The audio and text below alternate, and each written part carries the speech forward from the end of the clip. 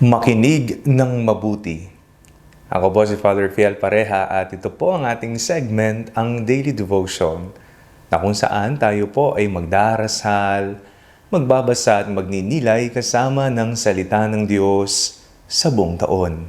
Manalangin tayo. Sa ngalan ng Ama, ng Anak at ng Espiritu Santo. Amen.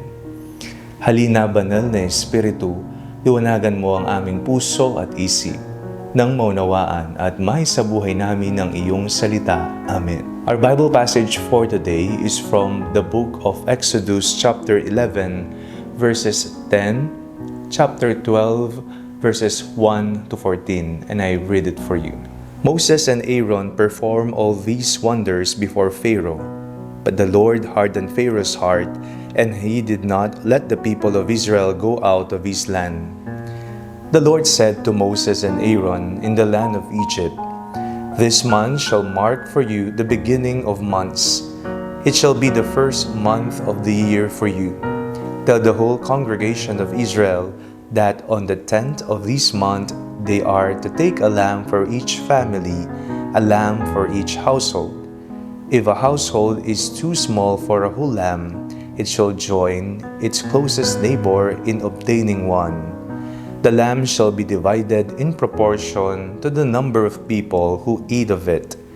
Your lamb shall be without blemish, a year-old male. You may take it from the sheep or from the goats.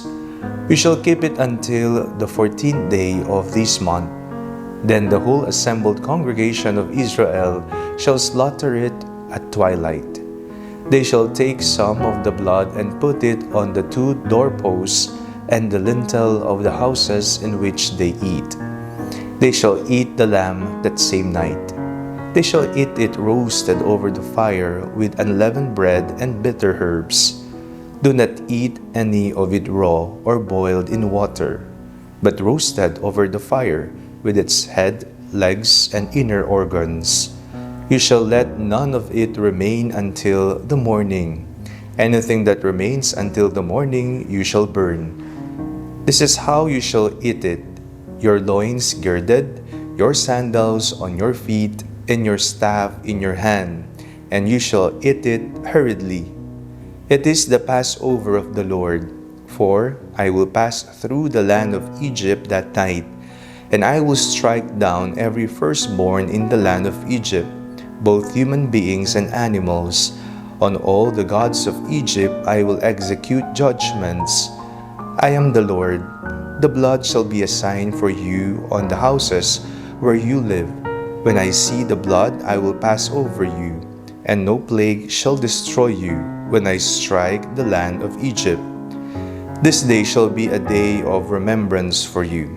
You shall celebrate it as a festival to the Lord throughout your generations.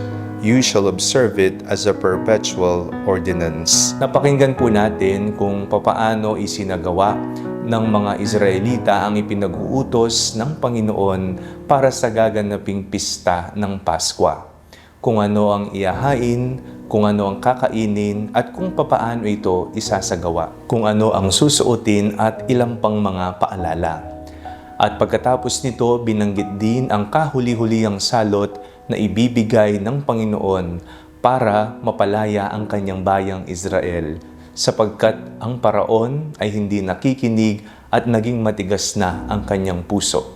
Ayaw niyang pakawalan ang mga Israelita. Kaya ang huling salot, papaslangin lahat ng panganay na lalaking anak. Kaya nagbigay ng panuto ang Diyos, ang dugo ng kordero na ilalagay sa amba ng mga tahanan ng mga Israelita ay kailangang isagawa. At kapag ito'y nadaanan, kung makita ito, maliligtas ang mga naroon. At kung wala naman, mamamatay ang mga panganay na lalaking anak. Binanggit po sa ating binasa, ang pagdiriwang na ito na isinagawa ngayong araw na ito, ika ng Biblia, ay maging alaala, paalala para sa inyo.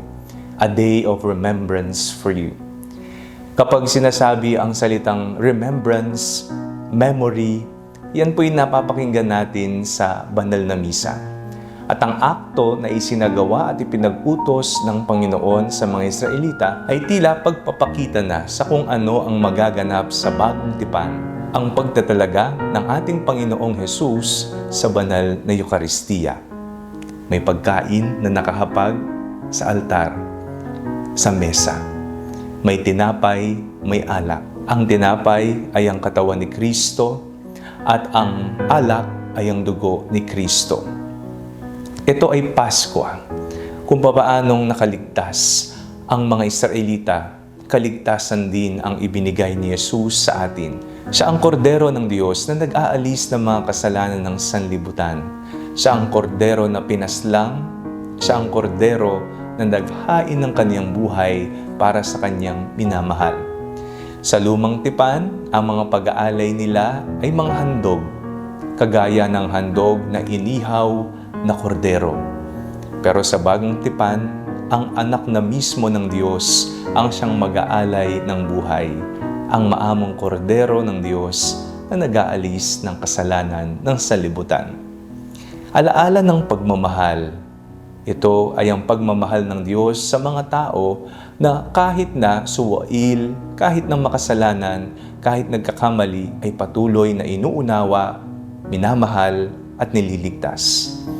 Alalahanin natin ang pagmamahal ng Diyos sa atin habang inaalala din natin ang naging kasaysayan ng kaligtasan natin mula pa noong panahon ng mga Israelita hanggang sa panahon natin ngayon. Isa lamang ang katotohanan, mahal tayo ng Diyos at nais niyang maligtas tayong lahat. Manalangin tayo. Panginoong Hesukristo, maraming salamat po sa kaligtasan na inyong ipinagkaloob sa amin. Amen. Sa ngalan ng Ama, ng Anak at ng Espiritu Santo. Amen. Huwag po ninyong kalimutang i-like ang video ito, mag-comment po kayo, and share it with your family and friends. Ang panalangin bago matulog ay may sariling Facebook page na po. Huwag niyo pong kakalimutang mag-like at mag-follow dito. And do not forget to subscribe to our YouTube channel. I-click niyo lamang po ang link na nasa description ng video ito o kaya naman po just search Father Fiel Pareha. At kung nais niyo pong maging updated sa ating pagpapahayag, you can join our broadcast channel dito po sa ating Facebook page o kaya naman po ang ating bulletin board sa ating TikTok app. God bless you po.